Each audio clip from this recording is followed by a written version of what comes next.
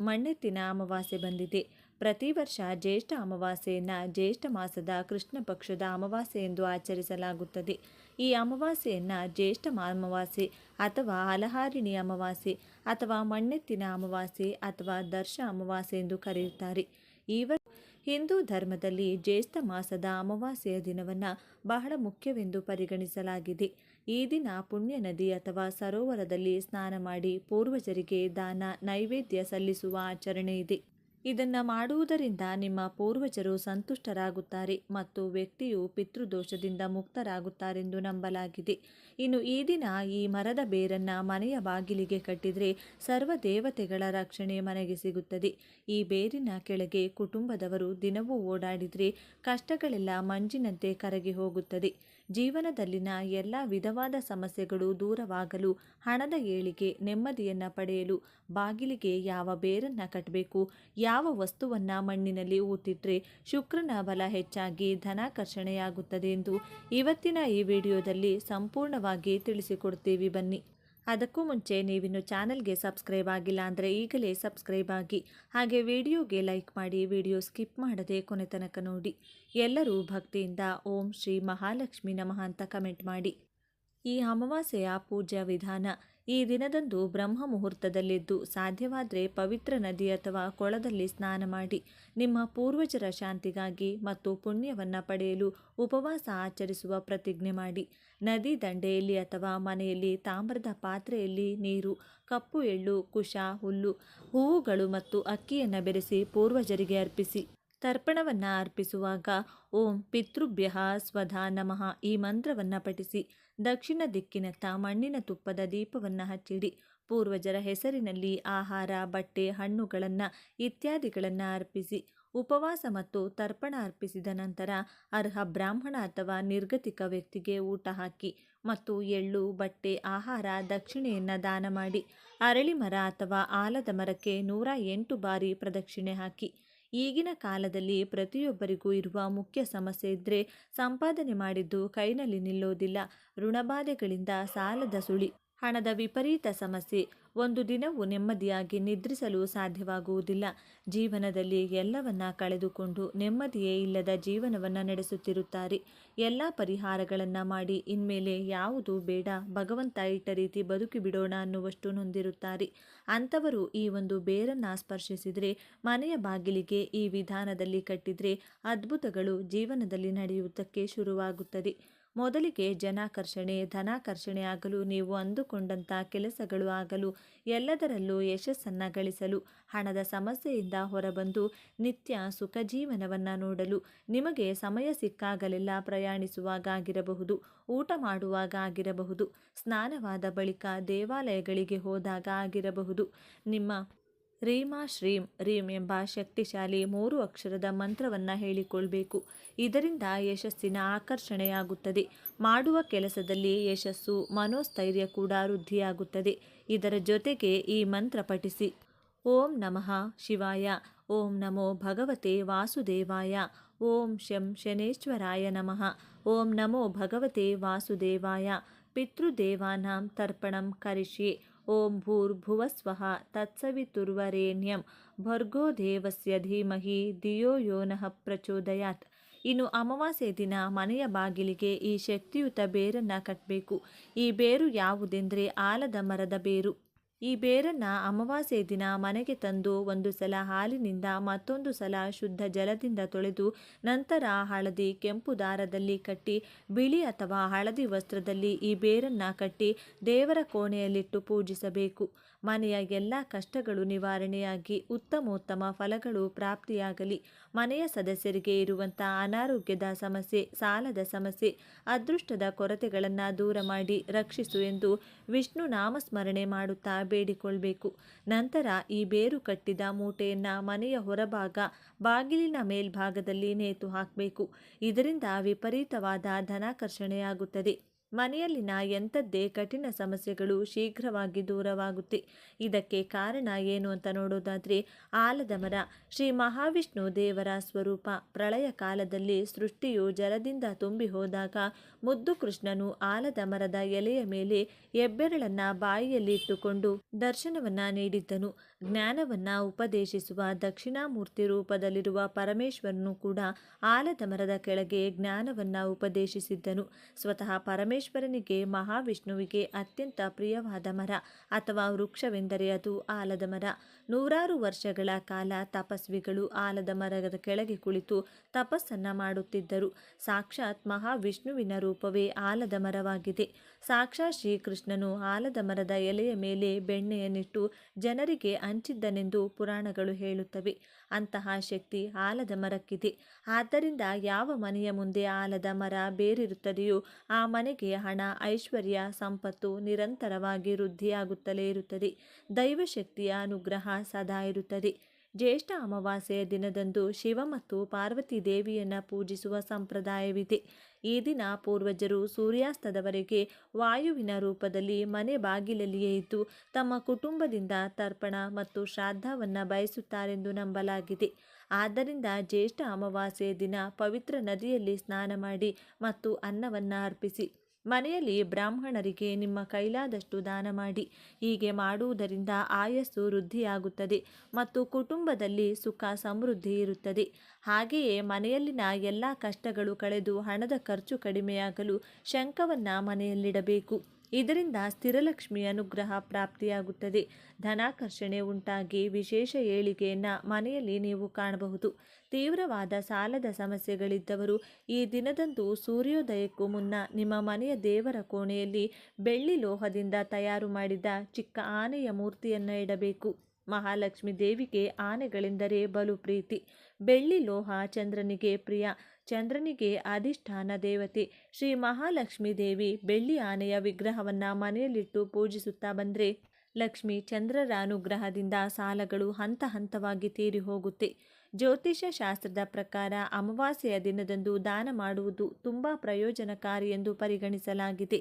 ಜ್ಯೇಷ್ಠ ಅಮಾವಾಸ್ಯೆಯ ದಿನದಂದು ಬಡವರಿಗೆ ಆಹಾರವನ್ನು ದಾನ ಮಾಡುವುದರಿಂದ ಜೀವನದಲ್ಲಿ ಸಂತೋಷ ಮತ್ತು ಸಮೃದ್ಧಿ ಉಂಟಾಗುತ್ತದೆಂದು ನಂಬಲಾಗಿದೆ. ಕೆಲಸಗಳಲ್ಲಿ ಬರುವ ಅಡೆತಡೆಗಳಿಂದ ಮುಕ್ತಿ ಸಿಗುತ್ತದೆ.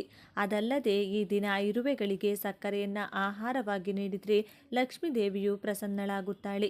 ಇನ್ನು ಈ ದಿನ ಒಂದು ಚಿಕ್ಕ ಪಾತ್ರೆ ಅಥವಾ ಬಟ್ಟಲಿನಲ್ಲಿ ಜೇನುತುಪ್ಪವನ್ನು ತುಂಬಿಸಿ ಆ ಬಟ್ಟಲನ್ನು ಯಾರೂ ಓಡಾಡದೇ ಇರುವಂಥ ನಿರ್ಜನ ಪ್ರದೇಶದಲ್ಲಿ ಚಿಕ್ಕದಾಗಿ ಗುಂಡಿ ತೆಗೆದು ಅದರೊಳಗೆ ಮುಚ್ಚಿ ಮನೆಗೆ ಬರಬೇಕು. ಜೇನುತುಪ್ಪವು ಶುಕ್ರನಿಗೆ ಪ್ರಿಯವಾದದ್ದು. ಈ ಕೆಲಸ ಮಾಡುವುದರಿಂದ ಶುಕ್ರನ ಬಲ ಹೆಚ್ಚಾಗುತ್ತದೆ.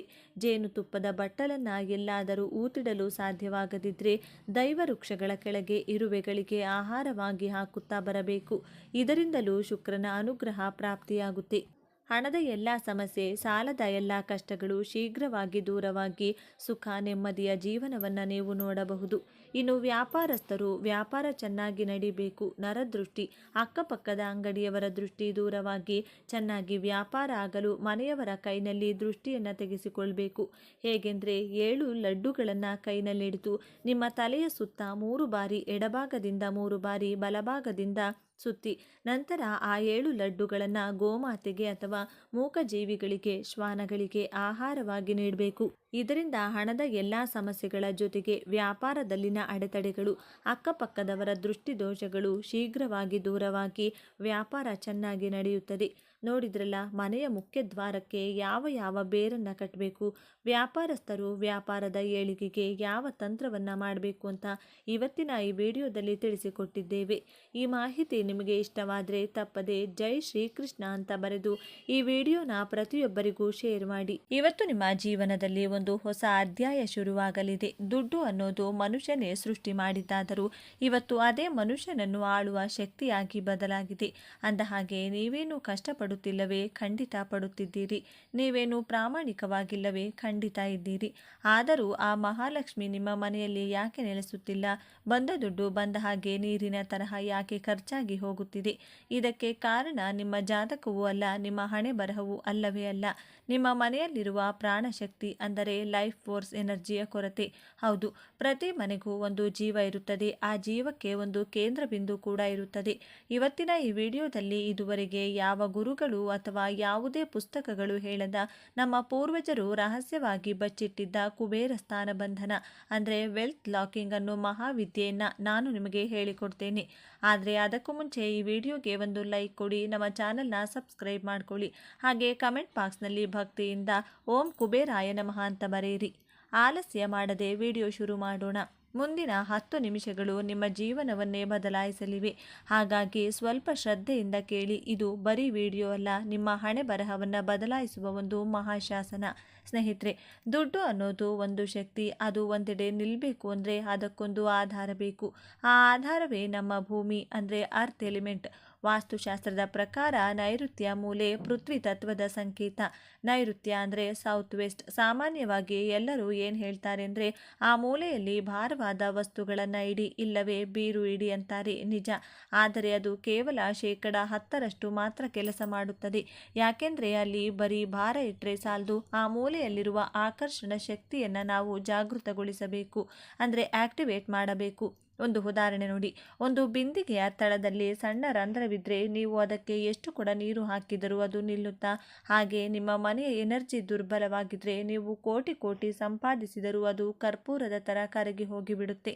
ಇವತ್ತು ನಾವು ಮಾಡಲಿರುವ ಈ ಪುಟ್ಟ ತಂತ್ರ ಆ ರಂಧ್ರವನ್ನು ಮುಚ್ಚಿ ಸಂಪತ್ತನ್ನು ನಿಮ್ಮ ಮನೆಯಲ್ಲಿ ಶಾಶ್ವತವಾಗಿ ಹಿಡಿದಿರುವ ಒಂದು ಅದ್ಭುತ ಪ್ರಕ್ರಿಯೆ. ಇದರ ಹೆಸರೇ ಸಿರಿಬಂಧನ. ಆ ಮಹಾ ಅದ್ಭುತ ಕ್ರಿಯೆಯನ್ನು ಮಾಡಲು ನಮಗೇನು ದುಬಾರಿಯಾದ ಯಂತ್ರಗಳು ಬೇಕಾಗಿಲ್ಲ. ಪ್ರಕೃತಿ ನಮಗೆ ಕೊಟ್ಟಿರುವ 5 ದಿವ್ಯವಾದ ವಸ್ತುಗಳಿದ್ರೆ ಸಾಕು. ಸ್ನೇಹಿತರೆ, ಬೇಕಿದ್ರೆ ಒಂದು ಕಡೆ ನೋಟ್ ಮಾಡ್ಕೊಳ್ಳಿ. ಮೊದಲನೇ ಮಣ್ಣಿನ ಮಡಿಕೆ.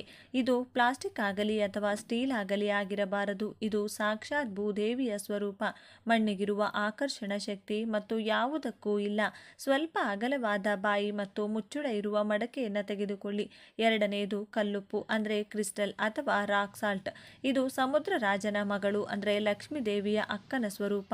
ಇದು ಜ್ಯೇಷ್ಠ ದೇವಿ ಅಥವಾ ಲಕ್ಷ್ಮಿಯನ್ನ ದೂರ ಇಟ್ಟು ಸಕಾರಾತ್ಮಕತೆ ತರುವ ಶಕ್ತಿ. ಇದು ಮನೆಯಲ್ಲಿರುವ ನೆಗೆಟಿವ್ ಎನರ್ಜಿಯನ್ನು ಪೂರ್ತಿಯಾಗಿ ಹೀರಿಕೊಳ್ಳುತ್ತದೆ. ಮೂರನೆಯದು ಕೊತ್ತಂಬರಿ ಬೀಜ ಅಂದರೆ ಧನಿಯಾ ಅಂದರೆ ಧನ ಎಂದೇ ಅರ್ಥ.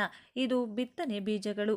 ಬೀಜದ ಗುಣವೇನು ಗೊತ್ತಾ? ಒಂದು ಹಾಕಿದರೆ 100 ಆಗುವುದು. ಇದು ನಿಮ್ಮ ಸಂಪತ್ತಿನ ವೃದ್ಧಿಯ ಸಂಕೇತ. ನಾಲ್ಕನೆಯದು ಒಂದು ಹಳದಿ ಕೊಂಬು ಅಂದರೆ ಅರಿಶಿನದ ಕೊಂಬು. ಇದು ಗುರುಗ್ರಹದ ಅನುಗ್ರಹದ ಸಂಕೇತ. ದುಡ್ಡು ಕೈನಲ್ಲಿ ನಿಲ್ಲಬೇಕು ಅಂದರೆ ಗುರುಬಲ ಇರಲೇಬೇಕು. ಐದನೆಯದು ಚಿಲ್ಲರೆ ನಾಣ್ಯಗಳು. ಲೋಹದಲ್ಲಿ ವಿದ್ಯುತ್ ಪ್ರವಾಹ ಇರುತ್ತದೆ. ಇವು ಧನಲಕ್ಷ್ಮಿಯ ಸ್ವರೂಪ. ಒಟ್ಟು 9 ನಾಣ್ಯಗಳನ್ನು ತೆಗೆದುಕೊಳ್ಳಿ. ಇವು ನವಗ್ರಹಗಳ ಸಂಕೇತ. ಕ್ರಿಯೆ ಮಾಡುವ ವಿಧಾನ ಈಗ ಅತ್ಯಂತ ಪ್ರಮುಖವಾದ ಘಟ್ಟ. ಈ ತಂತ್ರವನ್ನು ಯಾವಾಗ ಮಾಡಬೇಕು ಸ್ನೇಹಿತರೆ? ಶುಕ್ರವಾರ ಸಾಯಂಕಾಲ ಸೂರ್ಯ ಮುಳುಗುವ ಸಮಯ. ಗೋಧೂಳಿ ಮುಹೂರ್ತ ತುಂಬಾ ಶಕ್ತಿಶಾಲಿಯಾದದ್ದು. ಅಥವಾ ಇದನ್ನು ನೀವು ಹುಣ್ಣಿಮೆಯ ದಿನದಂದು ಕೂಡ ಮಾಡಬಹುದು. ಮಾಡುವ ವಿಧಾನ ಹೀಗಿದೆ. ಮೊದಲು ಆ ಮಣ್ಣಿನ ಮಡಕೆಯನ್ನು ತಗೊಂಡು ಅದಕ್ಕೆ ಅರಿಶಿನ ಕುಂಕುಮದ ಬೊಟ್ಟುಗಳನ್ನಿಡಿ. ಮೊದಲನೇ ಪದರ ಅಂದರೆ ಮಡಕೆಯ ಒಳಗಡೆ ನೀವು ಹಾಕುವಂಥ ಲೇಯರ್ಸ್. ಮಡಕೆಯ ತಳದಲ್ಲಿ ಒಂದು ಹಿಡಿ ಕಲ್ಲುಪ್ಪನ್ನು ಹಾಕಿ. ಇದು ನಿಮ್ಮ ಮನೆಯಲ್ಲಿರುವ ಸಾಲದ ಬಾಧೆ ಮತ್ತು ನರದೃಷ್ಟಿಯನ್ನು ತನ್ನ ಕಡೆಗೆ ಎಳೆದುಕೊಳ್ಳುತ್ತದೆ. ಎರಡನೇ ಪದರ, ಆ ಉಪ್ಪಿನ ಮೇಲೆ ಅರ್ಧ ಮಡಕೆಯಷ್ಟು ಕೊತ್ತಂಬರಿ ಬೀಜಗಳನ್ನು ಅಂದರೆ ಧನಿಯ ಕಾಳುಗಳನ್ನು ಹಾಕಿ. ಧನಿಯ ಹಾಕುವಾಗ ನಿಮ್ಮ ಮನಸ್ಸಲ್ಲಿ ನನ್ನ ಸಂಪತ್ತು ವೃದ್ಧಿಯಾಗುತ್ತಿದೆ ಎಂದು ಬಲವಾಗಿ ಸಂಕಲ್ಪ ಮಾಡಿಕೊಳ್ಳಿ. ಮೂರನೇ ಪದರ, ಆ ಧನಿಯ ಮಧ್ಯದಲ್ಲಿ ಅರಿಶಿನ ಕೊಂಬನ್ನು ಇಟ್ಟು ಅದರ ಸುತ್ತಲೂ ಆ 9 ನಾಣ್ಯಗಳನ್ನು ವೃತ್ತಾಕಾರದಲ್ಲಿ ಅಂದರೆ ಸರ್ಕಲ್ ಆಕಾರದಲ್ಲಿ ಜೋಡಿಸಿ. ಕೊನೆಯದಾಗಿ ಇದರ ಮೇಲೆ ಮತ್ತೆ ಸ್ವಲ್ಪ ಧನಿಯ ಕಾಳುಗಳನ್ನು ಹಾಕಿ ಪೂರ್ತಿಯಾಗಿ ಕವರ್ ಮಾಡಿ. ಈಗ ಆ ಮಡಕೆಗೆ ಮುಚ್ಚಳವನ್ನು ಮುಚ್ಚಿ ಒಂದು ಕೆಂಪು ಬಣ್ಣದ ಬಟ್ಟೆಯಿಂದ ಅದರ ಬಾಯನ್ನು ಗಟ್ಟಿಯಾಗಿ ಕಟ್ಟಿ. ಕೆಂಪು ಬಣ್ಣವನ್ನು ಶಕ್ತಿಯ ಸಂಕೇತ ಎಂದು ಕರೆಯಲಾಗುತ್ತದೆ. ಅದಕ್ಕಾಗಿಯೇ ಕೆಂಪು ಬಟ್ಟೆಯನ್ನು ಮಾತ್ರ ಕಟ್ಟಬೇಕು. ಇಲ್ಲಿ ನೀವು ನೆನಪಿಡಬೇಕಾದ ಒಂದು ಮುಖ್ಯವಾದ ವಿಷಯ ಏನೆಂದರೆ, ಈ ಇಡೀ ಪ್ರಕ್ರಿಯೆಯನ್ನು ಮಾಡುವಾಗ ನಿಮ್ಮ ಮನಸ್ಸು ಶಾಂತವಾಗಿರಬೇಕು. ನೀವು ಒಂಟಿಯಾಗಿರಬೇಕು ಮತ್ತು ಮನೆಯಲ್ಲಿ ಯಾವುದೇ ಜಗಳ ಅಥವಾ ನೆಗೆಟಿವ್ ಮಾತುಗಳಿರಬಾರದು. ಪೂರ್ಣ ನಂಬಿಕೆಯಿಂದ ಮಾಡಿದರೆ ಮಾತ್ರ ಪ್ರಕೃತಿಯ ಶಕ್ತಿ ನಮಗೆ ಒಲಿಯುತ್ತದೆ. ಈಗ ಸ್ಥಾಪನೆ ಮತ್ತು ಸಂಕಲ್ಪ. ಸ್ನೇಹಿತರೆ, ಇದನ್ನು ತಯಾರು ಮಾಡುವುದು ಮಾತ್ರ ಮುಖ್ಯವಲ್ಲ, ಅದನ್ನು ಸರಿಯಾಗಿ ಸ್ಥಾಪಿಸುವುದು ಕೂಡ ಅತಿ ಮುಖ್ಯ. ನಿಮ್ಮ ಮನೆಯ ನೈಋತ್ಯ ಅಂದರೆ ಸೌತ್ ವೆಸ್ಟ್ ಮೂಲೆಯಲ್ಲಿ ಇದನ್ನು ನೇರವಾಗಿ ನೆಲದ ಮೇಲಿಡಬೇಡಿ. ಒಂದು ಸಣ್ಣ ಮರದ ಮಣೆ, ಪೀಠ ಇಲ್ಲವೇ ಹಿತ್ತಾಳೆ ಅಥವಾ ತಾಮ್ರದ ತಟ್ಟೆಯನ್ನಿಟ್ಟು ಅದರ ಮೇಲೆ ಸ್ವಲ್ಪ ಮಣ್ಣು ಅಥವಾ ಕಲ್ಲುಪ್ಪನ್ನು ಹಾಕಿ ಅದರ ಮೇಲುಗಡೆ ಈ ಮಡಿಕೆಯನ್ನು ಇಡಿ. ಇದು ಯಾರ ಕಣ್ಣಿಗೂ ಬೀಳದಂತೆ ಯಾವುದಾದರೂ ಸಾಮಾನುಗಳ ಹಿಂದೆ ಅಥವಾ ಬೀರುವಿನ ಪಕ್ಕದಲ್ಲಿ ಬಚ್ಚಿಡಿ. ಹೀಗೆ ಇಟ್ಟ ತಕ್ಷಣ ಆ ಮಡಕೆಯ ಮೇಲೆ ನಿಮ್ಮ ಬಲಗೈಯನ್ನು ಇಟ್ಟು ಕಣ್ಣುಗಳನ್ನು ಮುಚ್ಚಿಕೊಂಡು ಈ ಸಂಕಲ್ಪವನ್ನು 3 ಬಾರಿ ಭಕ್ತಿಯಿಂದ ಹೇಳಿ. ಓಂ ಭೂಮಾತಾಯೇ ನಮಃ. ನನ್ನ ಮನೆಯಲ್ಲಿ ಸಿರಿ ಸಂಪತ್ತು ಸ್ಥಿರವಾಗಿದೆ. ಬ್ರಹ್ಮಾಂಡ ನನಗೆ ಕರುಣಿಸುತ್ತಿರುವ ಧನಕ್ಕೆ ನಾನು ಕೃತಜ್ಞನಾಗಿದ್ದೇನೆ. ಇದೇ ರೀತಿ 3 ಬಾರಿ ಹೇಳಿ. ಹೀಗೆ ಹೇಳಿದಾಗ ನಿಮ್ಮ ದೇಹದ ವೈಬ್ರೇಷನ್ ಆ ಮಡಕೆ ಒಳಗೆ ಹೋಗುತ್ತದೆ. ಆ ಕ್ಷಣದಿಂದಲೇ ಅದು ಒಂದು ಕಾಂತದಂತೆ ಅಂದರೆ ಮ್ಯಾಗ್ನೆಟ್ ಥರ ಕೆಲಸ ಮಾಡಲು ಶುರು ಮಾಡುತ್ತದೆ. ಸಂದೇಹಗಳು ಮತ್ತು ಮುನ್ನೆಚ್ಚರಿಕೆಗಳು. ಸ್ನೇಹಿತರೆ, ಕೆಲವು ನಿಯಮಗಳನ್ನು ಖಂಡಿತವಾಗಿ ನೆನಪಿನಲ್ಲಿಟ್ಟುಕೊಳ್ಳಿ. ಈ ಮಡಕೆಯನ್ನು ನೀವು ಬಿಟ್ಟು ಬೇರೆ ಯಾರು ಯಾವಾಗಲೂ ಮುಟ್ಟಬಾರದು. ವಿಶೇಷವಾಗಿ ಮಹಿಳೆಯರು ಮುಟ್ಟಾದ ಸಮಯದಲ್ಲಿ ಇದನ್ನು ಮುಟ್ಟಲೇಬಾರದು. ಪ್ರತಿ 3 ತಿಂಗಳಿಗೊಮ್ಮೆ ಅಥವಾ ಹುಣ್ಣಿಮೆಯ ದಿನದಂದು ಒಳಗಿರುವ ಧನಿಯ ಮತ್ತು ಉಪ್ಪನ್ನು ತೆಗೆದು ಹರಿಯುವ ನೀರಿನಲ್ಲಿ ಅಥವಾ ಯಾವುದಾದರೂ ಗಿಡದ ಬುಡಕ್ಕೆ ಹಾಕಿಬಿಡಿ. ನಾಣ್ಯಗಳು, ಅರಿಶಿನ ಕೊಂಬು ಮತ್ತು ಮಣ್ಣಿನ ಮಡಿಕೆಯನ್ನು ಚೆನ್ನಾಗಿ ತೊಳೆದು ಮತ್ತೆ ಇದೇ ರೀತಿ ಬಳಸಬಹುದು. ಸ್ನೇಹಿತರೆ, ಇದು ಮೂಢನಂಬಿಕೆಯಲ್ಲ, ಇದೊಂದು ವೈಜ್ಞಾನಿಕ ಮತ್ತು ಆಧ್ಯಾತ್ಮಿಕ ಪ್ರಕ್ರಿಯೆ. Scientific and spiritual process. ನಿಮ್ಮ ಸಂಕಲ್ಪ ಮತ್ತು ಈ ನೈಸರ್ಗಿಕ ವಸ್ತುಗಳ ಶಕ್ತಿ ಒಟ್ಟಿಗೆ ಸೇರಿದಾಗ ಅದ್ಭುತಗಳೇ ಸೃಷ್ಟಿಯಾಗುತ್ತವೆ. ಒಮ್ಮೆ ಮಾಡಿ ನೋಡಿ ಸ್ನೇಹಿತರೆ, ಇದರ ಫಲಿತಾಂಶ ನೋಡಿ ನೀವೇ ಆಶ್ಚರ್ಯಪಡುತ್ತೀರಿ. ಇನ್ನು ಕೊನೆಯದಾಗಿ, ಹೊಸ್ತಿಲು ಪೂಜೆಯನ್ನು ಮನೆಯ ಒಳಗಡೆಯಿಂದ ಮಾಡಬೇಕೇ ಅಥವಾ ಹೊರಗಡೆಯಿಂದ ಮಾಡಬೇಕೇ ಎನ್ನುವ ಗೊಂದಲ ಸಾಕಷ್ಟು ಜನರಲ್ಲಿದೆ. ನೀವು ಹೊಸ್ತಿಲ ಪೂಜೆಯನ್ನು ಮನೆಯ ಒಳಗಿಂದ ಮಾಡುವುದು ಉತ್ತಮ. ಹಾಗೂ ಹಬ್ಬ ಹರಿದಿನಗಳಂಥ ಶುಭ ಸಂದರ್ಭಗಳಲ್ಲಿ ದ್ವಾರಲಕ್ಷ್ಮಿಯನ್ನು ಅಂದರೆ ತೋರಣವನ್ನು ಹೊಸ್ತಿಲಿನ ಮೇಲ್ಭಾಗದಲ್ಲಿ ಹಾಕಬೇಕು. ಇದು ತುಂಬಾ ಶುಭವಾಗಿರುತ್ತದೆ. ಮನೆಯಲ್ಲಿ ಆನೆಯ ಬೊಂಬೆಗಳನ್ನು ಪ್ರತಿಯೊಬ್ಬರೂ ಏರ್ಪಾಡು ಮಾಡಿಕೊಳ್ಳಬೇಕು. ಗಜವೆಂದರೆ ಅದು ಅಧಿಕಾರ, ರಾಜಯೋಗ, ಅದೃಷ್ಟದ ಸಂಕೇತ. ಗಜಲಕ್ಷ್ಮಿಯ ಬಲ ಎರಡೂ ಕಡೆ ಗಜಲಕ್ಷ್ಮಿಗಳನ್ನು ಅಂದರೆ ಗಜಗಳನ್ನು ನೀವು ನೋಡಿಯೇ ಇರುತ್ತೀರಾ. ಅಂತಹ ಗಜಲಕ್ಷ್ಮಿಯ ಅನುಗ್ರಹ ಪ್ರಾಪ್ತಿಯಾಗಲು, ಮನೆಯಲ್ಲಿ ಸದಾ ಲಕ್ಷ್ಮಿ ನೆಲೆಸಲು, ಗೌರವ, ಕೀರ್ತಿ, ಹೆಸರು ಮಾಡಲು, ಹಣವನ್ನು ಮಾಡಲು ಗಜಗಳ ವಿಗ್ರಹವನ್ನು ಮನೆಯಲ್ಲಿಡಬೇಕು. ಹೇಗಿಡಬೇಕು ಅಂತ ನೋಡೋದಾದರೆ, ಮನೆಯಲ್ಲಿ ಲಕ್ಷ್ಮೀ ದೇವಿಯ ಫೋಟೋ ಅಥವಾ ವಿಗ್ರಹದ ಎರಡೂ ಕಡೆ ಚಿಕ್ಕ ಚಿಕ್ಕ ಆನೆಗಳ ವಿಗ್ರಹವನ್ನಿರಿಸಬೇಕು. ಒಂದು ಖಾಲಿ ಹಾಳೆಯ ಮೇಲೆ ಕೆಂಪು ಲೇಖನಿಯಿಂದ ನಿಮ್ಮ ಹಣದ ಕೋರಿಕೆಯನ್ನು ಬರೆದು ಮಂಗಳವಾರ ಅಥವಾ ಶುಕ್ರವಾರದ ದಿನದಂದು ಆನೆ ವಿಗ್ರಹದ ಕಾಲಿಗೆ ಕೆಂಪು ದಾರದ ಸಹಾಯದಿಂದ ನೀವು ಬರೆದಂತಹ ಕೋರಿಕೆಯ ಪತ್ರವನ್ನು ಕಟ್ಟಬೇಕು. ಹೀಗೆ ಮಾಡುವುದರಿಂದ ಯಾವುದೋ ಒಂದು ರೂಪದಲ್ಲಿ ಮನೆಗೆ ಹಣ ಬಂದು ಸೇರುತ್ತದೆ. ಕಾರ್ಯ ನಷ್ಟಗಳು ಕಳೆದು ಅದೃಷ್ಟ ಪ್ರಾಪ್ತಿಯಾಗುತ್ತದೆ. ನೀವು ನಿಮ್ಮ ಹಣದ ಕೋರಿಕೆಗಳನ್ನು ಒಂದು ಖಾಲಿ ಕಾಗದದ ಮೇಲೆ ಬರಿಬೇಕಾದ್ರೆ ಈ ವಿಶೇಷವಾದ ಶ್ಲೋಕವನ್ನು 3 ಬಾರಿ ಅಥವಾ 21 ಬಾರಿ ಹೇಳಿಕೊಳ್ಬೇಕು. ಈ ಶ್ಲೋಕ ಈ ವಿಧವಾಗಿದೆ. ಓಂ ಶ್ರೀಂ ಹ್ರೀಂ ಶ್ರೀ ಮಹಾಲಕ್ಷ್ಮಿಯೈ ನಮಃ. ಸರ್ವಶಕ್ತಿಗಳನ್ನು ಹೊಂದಿರುವ, ಎಲ್ಲ ಕಡೆ ವಾಸಿಸುವ ಗಜಗಳೇ, ನಿಮಗೆ ನನ್ನ ನಮಸ್ಕಾರ. ಎಲ್ಲ ಅಭೀಷ್ಟಗಳನ್ನು ನೆರವೇರಿಸಲು, ನನ್ನ ಕೋರಿಕೆಯನ್ನು ನೆರವೇರಿಸಲು ಈ ಶ್ಲೋಕದ ಮೂಲಕ ನಾನು ಪ್ರಾರ್ಥನೆಯನ್ನು ಮಾಡಿಕೊಳ್ತಿದ್ದೇನೆ ಎಂಬುದು ಈ ಶ್ಲೋಕದ ಅರ್ಥವಾಗಿದೆ. ಈ ಒಂದು ಶ್ಲೋಕವನ್ನು ಹೇಳಿಕೊಳ್ಳುತ್ತಾ ಕಾಗದದ ಮೇಲೆ ಹಣಕಾಸಿನ ಸಮಸ್ಯೆಗಳನ್ನು ಬರೆದು ವಿಶೇಷವಾಗಿ ಗಜದ ಕಾಲಿಗೆ ಕಟ್ಟಬೇಕು. ನೋಡಿದ್ರಲ್ಲ, ಮನೆಯ ವಾಸ್ತು ದೋಷಗಳು ಕಳೆಯಲು, ಮನೆಗೆ ವಿಶೇಷವಾಗಿ ಧಾನ್ಯಲಕ್ಷ್ಮಿ, ಗಜಲಕ್ಷ್ಮಿ ದೇವಿಯ ಅನುಗ್ರಹ ಪ್ರಾಪ್ತಿಯಾಗಲು ಯಾವೆಲ್ಲ ವಿಶೇಷ ಕೆಲಸಗಳನ್ನು ಮನೆಯಲ್ಲಿ ಮಾಡಬೇಕು ಅಂತ ಇವತ್ತಿನ ಈ ವಿಡಿಯೋದಲ್ಲಿ ತಿಳಿಸಿಕೊಟ್ಟಿದ್ದೇವೆ. ಈ ಮಾಹಿತಿ ನಿಮಗೆ ಇಷ್ಟವಾದರೆ ಜೈ ಗಜಲಕ್ಷ್ಮಿ, ಜೈ ಧಾನ್ಯಲಕ್ಷ್ಮಿ, ಜೈ ಮಹಾಲಕ್ಷ್ಮಿ ದೇವಿ ಅಂತ ಬರೆದು ಈ ವಿಡಿಯೋನ ಪ್ರತಿಯೊಬ್ಬರಿಗೂ ಕೂಡ ಶೇರ್ ಮಾಡಿ. ಮುಂದಿನ ಬಾರಿ ಮತ್ತೊಂದು ವಿಶೇಷ ದೈವ ಮಾಹಿತಿಯೊಂದಿಗೆ ನಮ್ಮ ಚಾನೆಲ್ ಮೂಲಕ ಭೇಟಿಯಾಗೋಣ. ಧನ್ಯವಾದಗಳು ಸ್ನೇಹಿತರೆ.